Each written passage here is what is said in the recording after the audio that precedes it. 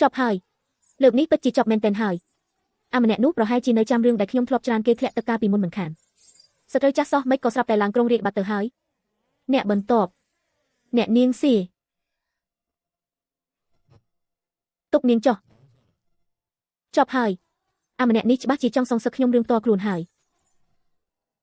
មើលចុះចិត្តអាក្រក់ណាស់ឲ្យតំណែងខ្ញុំទៀតបំផុតត្រឹមជាតាយីងនេះច្បាស់ជាចង់ទុកខ្ញុំចោលក្នុងវាំងដើម្បីធ្វើបាបខ្ញុំបន្តិចម្ដងមិនខានអ្នកនាងតំណែងតាយីងនឹងល្អតាប្រាក់ខែតិចមែនតែមិនបាច់បម្រើការងារច្រើនយើងរស់នៅបែបសាមញ្ញដើម្បីរក្សាជីវិតទៅសៀតាយីងថ្ងៃនេះរស់នៅសុខសាន្តណាស់នាងត្រឡប់ទៅដល់បន្ទប់ភ្លាមក៏ដេកផ្លែតហើយមាត់រអ៊ូថាចង់រស់នៅបែបសាមញ្ញដើម្បីរក្សាជីវិតរស់នៅបែបសាមញ្ញអីចឹងហ៎ចាំមើលថាតើនាងអាចរស់នៅបានស្រួលដល់កម្រិតណាបញ្ជាទៅព្រឹកស្អែកម៉ោង 5ឲ្យសៀតាយីងមកសាលាសម្រាប់រាជការដើម្បីបម្រើការងារសរសេរអក្សរក្រាបទូលព្រះអង្គនេះហាក់ដូចជាខុសច្បាប់យ៉ាងហើយតំណែងតាយីងមិនទាន់មានសិទ្ធិចូលទីនោះទេយើងថាត្រូវគឺត្រូវហើយអូប្រាប់នាងផងបើមកយឺតតែបន្តិចយើងនឹងដាក់ទោសតាមច្បាប់អ្នកនាងឆាប់ក្រោកឡើងព្រះអង្គបញ្ជាឲ្យអ្នកនាងទៅសាលាសម្រាប់រាជការឥឡូវនេះអីគេមូរងជីនឈួតហើយមែនទេមេឃមិនទាន់ភ្លឺផងនឹងមនុស្សចិត្តចង្អៀតម្នាក់នេះច្បាស់ជាចង់សងសឹកខ្ញុំរឿងកាលពីមុនហើយប៉ុន្តែអ្នកនាងកាលនោះអ្នកនាងក៏បានយករស័យទៅចាក់គេ2 ដងដែរតើនឹងមកពីខ្ញុំខ្លាចគេឡើងមកវាខ្ញុំតើអ្នកណាទៅដឹងថាគេចាំរឿងនឹងដល់រាប់ឆ្នាំអីចឹង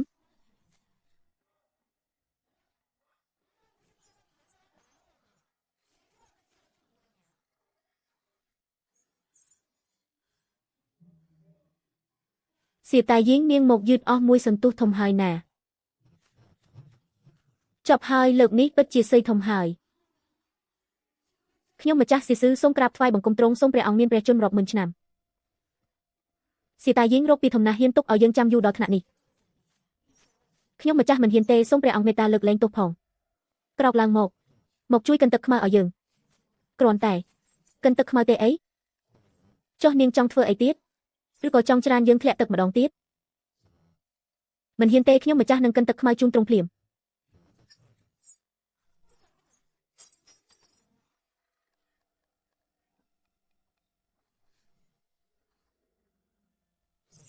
ឪពុកនាងមិនដែលបង្រៀននាងពីរបៀបកិនទឹកខ្មៅទេអី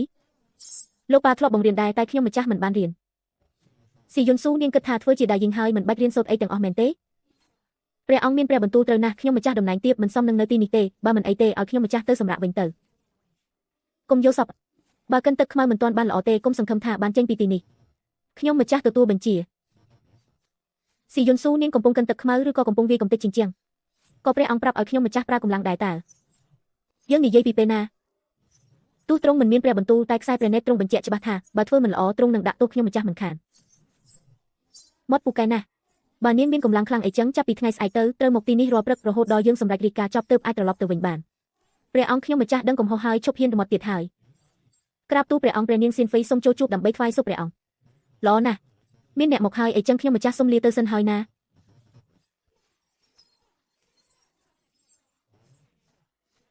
ព្រះអង្គតើនាងម្នាក់នេះជាអ្នកណានាងគឺជាសៀតាយីងដែលទើបនឹងចូលវាំងថ្មីអូគឺប្អូនស្រីសៀសោះខ្ញុំគឺជាសៀនហ្វីលីវប្អូនស្រីទើបមកថ្មីប្រហែលជាមិនសូវចេះបម្រើទេទុកឲ្យបងជាអ្នកធ្វើវិញចុះព្រះនាងមានព្រះបន្ទូលត្រូវណាស់ខ្ញុំម្ចាស់ដៃជើងឆ្កងណាស់សូមលាទៅសិនហើយយើងអនុញ្ញាតឲ្យនាងទៅហើយមែនទេតើព្រះអង្គមានការអីទៀតមែនទេទឹកខ្មៅស្ងួតអស់ហើយកិនបន្តទៅព្រះអង្គប្អូនស្រីស៊ីនៅថ្មីថ្មងណាស់ហេតុអីទ្រង់ត្រូវតឹងរឹងជាមួយនាងម្លេះសៀនហ្វីទុកសុកចុះទៅយើងនៅមានការងារត្រូវធ្វើច្រើនទៀតនាងទៅសម្រាប់ចុះខ្ញុំម្ចាស់ទទួលបញ្ជាចប់ហើយត្រូវព្រះនាងម្នាក់ទៀតស្អប់បាត់មូរងជីនទ្រង់ច្បាស់ជាធ្វើបាបខ្ញុំដោយចិត្តណាស់ហើយ